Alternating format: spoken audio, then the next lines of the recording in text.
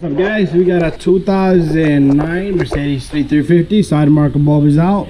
So what I did was I turned the wheel this way and I took out a clip right over here. It comes right off, and then you put your screwdriver behind this and you pull this panel out.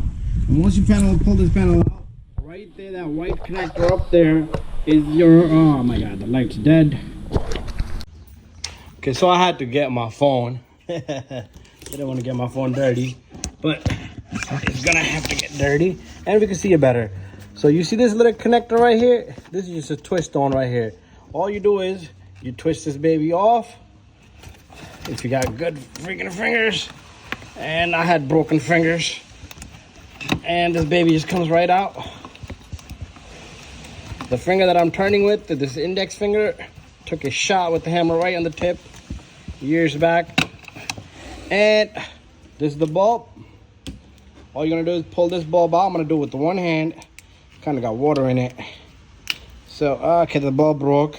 So I'm gonna pull it out with the tweezer and we'll get a new bulb. It's a 194, the bulb size. So when I got a bulb, a lot of people said don't touch the bulb with your hand, but sometimes you have no choice. So use gloves when pulling out a glove, because I had, when you're pulling out a bulb, I had so it doesn't matter which way you plug this bulb in. I'm gonna do it with the one hand. If I can't do it with the camera in my other hand, I'm gonna have to put the camera down.